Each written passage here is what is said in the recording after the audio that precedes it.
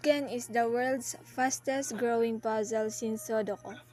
It was developed in Japanese classroom in 2004 by renowned educator Tatsuya Miyamoto and was later introduced internationally as both an adult and educational math and logical puzzle in 2008.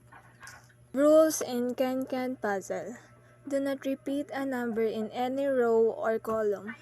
The numbers in each heavily outlined set of square called cage must combine to produce the target number in the top left corner of the cage using mathematical operation needed. A number can be repeated within a cage as long as it is not in the same row or column. Dito ang example ng Ken puzzle. Ang Ken puzzle na ito ay 3x3, 1, 2, 3, 1, 2, 3. Kung 3x3 ito, ibig sabihin, ang gagamitin lang nating number ay 1, simula 1, 2, 3. Kung magsasolve tayo ng Ken puzzle, hanapin muna natin ang nag-iisang cage. Isang cage dito ay ang number 2. So, ilalagay lang natin dito ang number na 2. Sunod naman natin yung dalawang cage, ang 5 plus. So, ang sa 5 plus, kailangan natin ma-equal sa 5 pag in-add natin yung dalawang number. So, ang pwede natin ilagay dyan is 2 at saka 3.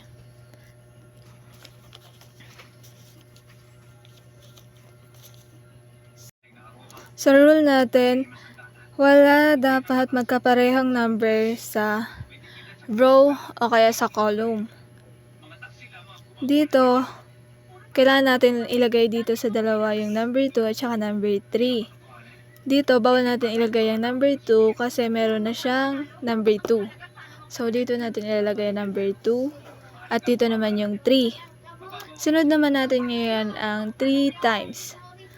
Dito naman, kailangan natin ilagay ang number na pag times is equal pa rin sa 3.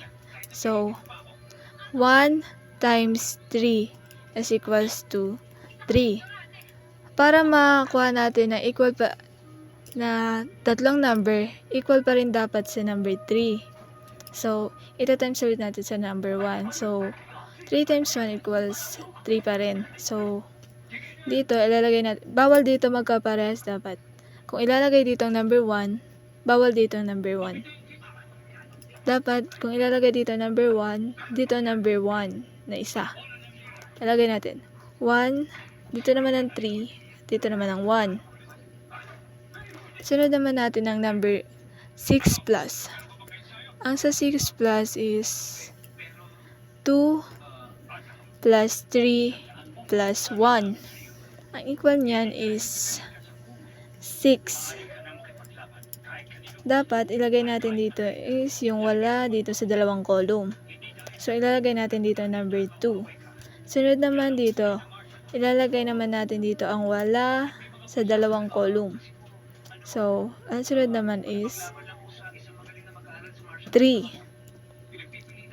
Dito naman, isusunod naman natin pinaka huling number na mapa-plus at magiging sagot ay number 6. So, number 1.